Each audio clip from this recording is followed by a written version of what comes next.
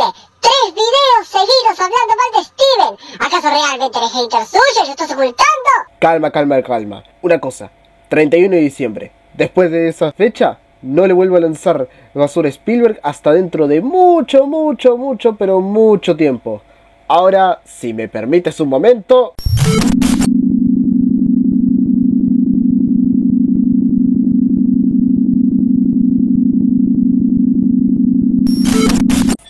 Hay un fenómeno recurrente de cuando de películas de acontecimientos históricos se trata, y es que cuando hay cierto tipo de pensamiento que es muy popular en la gente cuando dicha película se estrena, recibe elogios por todos lados, tal como pasó con esta película, que fue un gran éxito financiero, tuvo múltiples críticas positivas y, lo más importante de todo, muchas nominaciones y premios. Aunque agarremos con pinzas ese último tema, porque en los Oscar esta película tuvo 2 nominaciones, a Mejor Actriz y a Mejor Película. Habla que sale humo, habla. ¿Cómo carajos consigues nominación a Mejor Película si solo tienes una nominación adicional? Esta pregunta es muy seria. Y miren, siendo completamente buena onda, entiendo de dónde vienen los halagos. Es una película de Spielberg que trata un tema importante, con 2 de los actores más queridos de la actualidad y con una partitura técnica muy destacable, sin contar que el guionista principal de la película es Josh Singer, quien 2 años antes hizo Spotlight, ganadora del Oscar de Mejor Película, y que también habla sobre periodismo, solo que esa era más sobre la iglesia y esta es sobre el gobierno de Estados Unidos. Con esos elementos consigues una película que claramente llamaría la atención de todos, cosa que, como dije, sí logró. Pero aun cuando inicialmente podría decir que la película cumple su propósito y sí funciona, la realidad es que debajo de esta cinta hay un subtexto y paralelismo muy mal intencionado junto a una atropellada, aunque enganchante, narrativa, por lo que lo mejor es ir iniciando la reseña de hoy. Hora de abrir el melón de The Post. No la llamaré Los Archivos del Pentágono, ese nombre es larguísimo.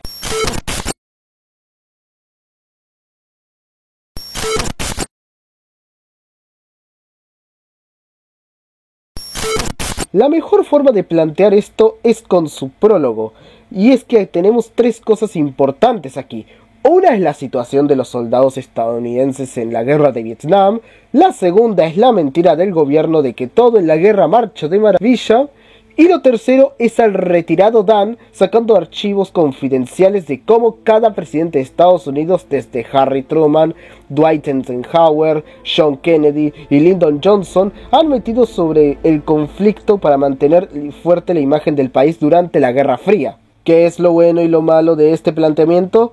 Lo malo es muy rápido, y es que este planteamiento, como básicamente toda esta historia, va más apresurada que un auto de la Fórmula 1, haciendo que las 3 cosas que mencioné, que son temas muy serios y que se necesita pulso de cirujano para tratarlos con el peso que merecen, al final sucede tan pero tan rápido que uno apenas se queda con los datos que la película te cuenta en más o menos de 4 minutos para cada uno de esos temas.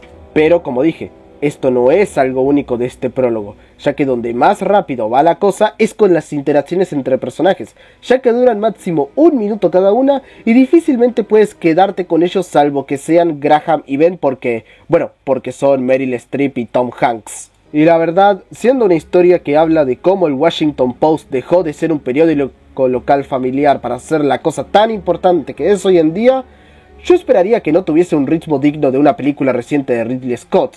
Y la verdad no sé si decir que esto es dejadez por parte de Spielberg o a George Singer se le acabó la inspiración que tenía con Spotlight.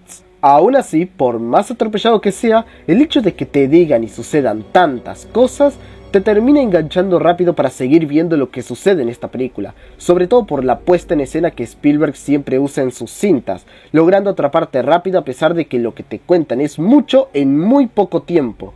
Aunque aún así, esto de engancharte no hubiese funcionado de no ser por 2 personas que ya son los salvadores de Spielberg últimamente.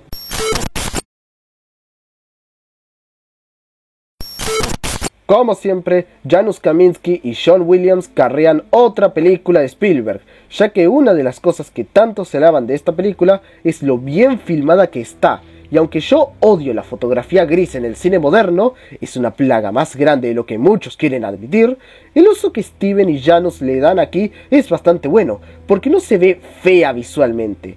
Y el hecho de que la cámara se mueva constantemente, se acerque y aleje de los personajes, es algo que va con el ritmo de la película, enganchándote rápido incluso cuando ni siquiera prestes atención a lo que te estén contando. Y esto en momentos importantes donde hablan de la libertad de prensa ante la censura del New York Times por parte de Richard Nixon, como también por las propias conversaciones que, aunque la mayoría duren muy poco, se cuenta lo suficiente como para no perder rápido el interés.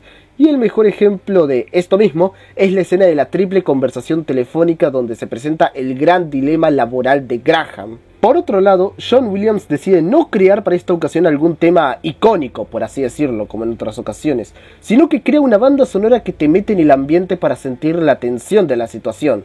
Lo cual realmente sucede en muy pocos momentos cuando estamos viendo la película. Pero hey, si uno escucha la banda sonora individualmente, sí puede crear un muy buen ambiente de tensión política, haciendo que todo este soundtrack sea mucho más de lo que esta película realmente merece. Porque ahora sí, es momento de entrar en cosas más serias y atrevidas con esta película.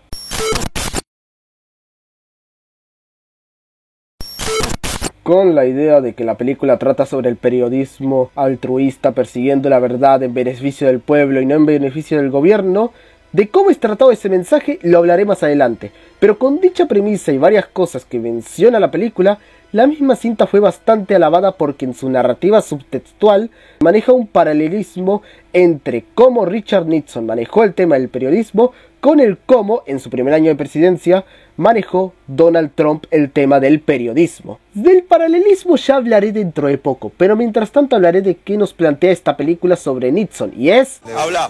Habla que sale humo, habla. Exacto, nada más de que te dicen que es malo, muy malo, increíblemente malo. No lo vemos en absolutamente ninguna escena, solo nos dicen que es malo porque quiere censurar el New York Times porque revelaron la información de que Estados Unidos va perdiendo la guerra de Vietnam. Y al censurar el Times así podrá causar que no se rompa la imagen de Estados Unidos que se logró con la carrera lunar. Además, esto tiene otro gran problema, la tierra se la echan a Nixon, pero en la propia película nos dicen que tanto Harry Truman, Dwight Eisenhower, John Kennedy y Lyndon Johnson ocultaron información de la guerra, pero al único que lo tratan como máximo villano control de medios es a Richard Nixon. E incluso al único que más o menos hablan mal es a Eisenhower, y eso no es una casualidad. ¿Por qué le tiran basura a Eisenhower y a Nixon, pero no a Truman, Kennedy y Johnson? Bueno, porque Truman y Kennedy y Johnson son esto, mientras que Nixon y Eisenhower son esto otro. Tampoco olvidemos que las escenas donde vemos las repercusiones de las acciones de Nixon, que nos encontramos con las manifestaciones hippies antiguerra, duran alrededor de 1 o 2 minutos y no tiene consecuencia alguna para los del Washington Post. Repito, la narrativa de esta película es tan atropellada que al final hay mucho relleno en una película que dura menos de 2 horas. Ahora sí, vamos con el paralelismo con Donald Trump, que aunque no es mencionado en ninguna escena, obvio, es una película que se ambienta en 1971, a lo largo de la cinta el accionar de varios personajes, el arco de Graham y ciertos diálogos crea dicha similitud entre ambos. ¿Cuál es el problema de este paralelismo? Podría mencionar un montón, pero quiero mencionar solo 2. Para empezar, el paralelismo es súper forzado. Son 2 contextos completamente diferentes y anacrónicos entre sí, además de que ambos tenían motivaciones completamente diferentes. Por un lado, el contexto de Nixon eran que tanto el Post y el Times eran el máximo monopolio de información de Estados Unidos en su época.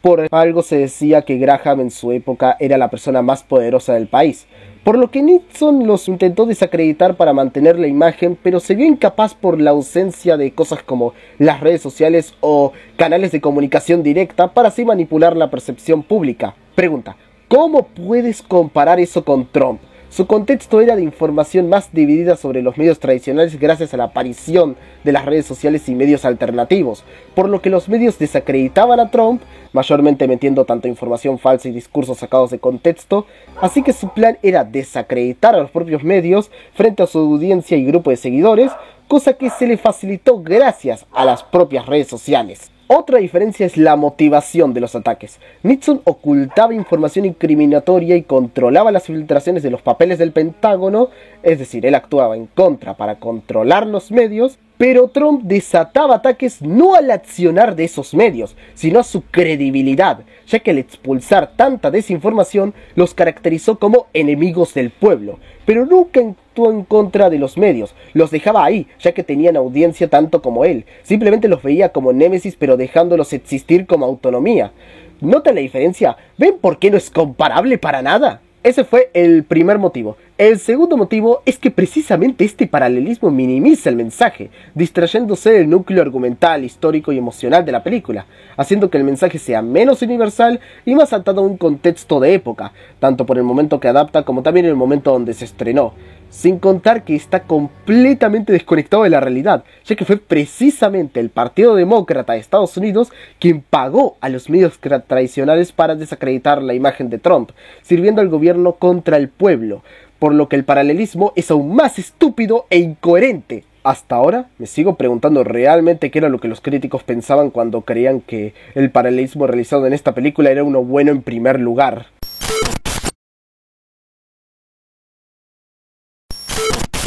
Dejando panorama político a un lado, algo que también destaca sobre la misma cinta es que tiene un cast con 2 estrellas al frente y un montón de actores reconocidos de la televisión, entre los que están Bob Odenkirk y Matthew Rhys. Y absolutamente casi todos están desperdiciados, porque aquí los personajes, más que sentirse como periodistas idealistas que la cinta te intenta vender, se terminan sintiendo como aparatos de trama para hacer que todo funcione, porque ninguno tiene un momento memorable que sea genuino más allá de intentos cómicos de mini escenas que se sienten completamente fuera de tono. Pero quien más se ve afectado realmente en esto es el propio Tom Hanks, que ojo, no actúa para nada mal, él desenvuelve su papel de una manera bastante funcional, pero Ben Bradley se resume en un montón de discursos motivadores contra el sistema gubernamental y el control mediático que a la larga ya se siente como un mensaje escupido una y mil veces en la cara. Además de que la narrativa de la película no ayuda para nada al hecho de que no se siente como el coprotagonista junto a Meryl Streep, sino como un secundario con mucho tiempo en pantalla. Sin miedo a equivocarme, estoy dispuesto a decir que Tom hace el peor papel que le he visto en una película de Steven Spielberg, y tomemos en cuenta que él estuvo en Rescatando al Soldado Ryan, Atrápame si puedes, La Terminal, Puente de Espías y esta película. No, creo que nadie está dispuesto a debatirme lo contrario. Como creo también que nadie estaría dispuesto a debatirme que lo mejor narrativamente hablando en esta película es Meryl Streep y su personaje Kay Graham. Esta ya era la época donde estaba posicionada como actriz, y su actuación va muy en esa línea, pasando de una mujer vulnerable al liderar un periódico tan importante por puro nepotismo, y que no se la creía capaz por ser mujer, a desafiar dichos roles demostrando que sí puede liderar con eficacia al Washington Post para sacar la verdad adelante. Si no es por Janus o John, lo más probable es que sea Meryl quien capture tu atención en primer lugar a la hora de ver esta película, aunque no creo que merezca su nominación, no porque no sea lo suficientemente buena, sino por esto.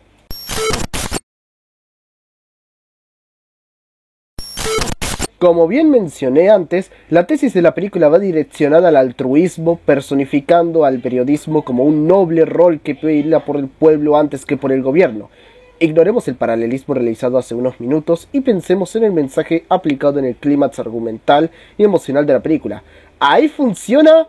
Pues no. Ojo, el mensaje individualmente me parece muy bueno y puede ser efectivo, pero el problema de esta película es que, ya sea por la narrativa apresurada, lo artificiales que se sienten los personajes y lo caricaturesco que es la imagen de Richard Nixon que está presentando, hacen que este mensaje quede en la superficie, funcional para algunas personas pero completamente olvidable y desechable si eres un fan de Spielberg o si has visto más cine, sobre todo si es más cine de este estilo. Y aquí preparé la comparación más importante con la película que hizo que inicialmente le tuviera confianza a esta, Spotlights.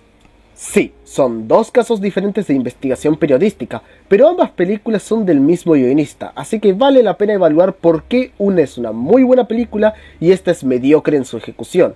La respuesta es sencilla. Spotlight sabe del tema delicado que está investigando, abuso infantil religioso, y lo trata con el respeto y la sensibilidad que merece, ejecutada con un ritmo constante pero no rápido, con personajes extremadamente bien definidos y actuaciones mucho más destacables, sin contar que crea momentos de auténtica tensión que con el tema duro y pesado que posee.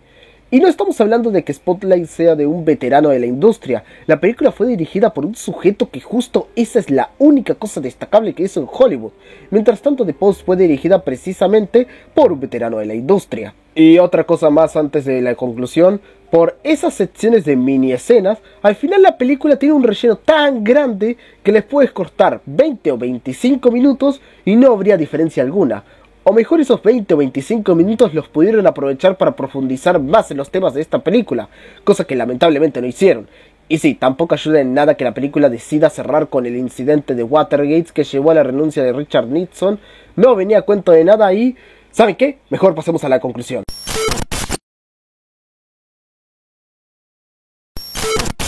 ¿Cuál es la moraleja que podemos sacar en base a la existencia de esta película? Simple, si pierdes contra tu enemigo, saca una victoria tuya de tu pasado y relaciona al perdedor de dicha ocasión con la persona que te acaba de ganar. En pocas palabras, crea una cortina de humo, cosa que le funcionó de manera increíble a esta película, porque repito, fue un éxito crítico y financiero, logrando la notoriedad suficiente para Spielberg para así mejorar el marketing de una película de videojuegos que sacaría meses después en 2018. Pero dejando de lado toda la cortina de humo, The Post es una película de lo más mediocre y olvidable que Spielberg ha hecho en toda su carrera. Tiene muy buenas actuaciones y está increíblemente bien filmada, logrando ser enganchante de principio a fin. Pero fuera de eso, es solo una película más de periodismo que trata de su tema de forma superficial. Para eso mejor váyanse a ver Spotlight, con personajes muy planos, un paralelismo extremadamente inconsistente. Si quieren ver una película que hable de política y haga paralelismos entre presidentes de una forma mucho más efectiva, mejor vean La Ley de Herodes, y un retrato súper caricaturesco del presidente Nixon. Y si quieren una película que hable sobre las cosas buenas y malas que Nixon hizo desde un punto de vista humanizado y no villanizado, mejor vayan a ver Nixon de Oliver Stone. Genuinamente solo les puedo recomendar esta película si son fans de Meryl Streep. Así que bueno, eso es todo por el video de hoy, gente. Si les gustó denle like, suscríbanse al canal y síganme en mis otras redes sociales para estar al tanto de otras opiniones mías, como también de actualizaciones de este canal y los directos que hago con Casp. Se me cuidan y sin nada más que agregar, ¡tocan fuera! ¡Buen viaje!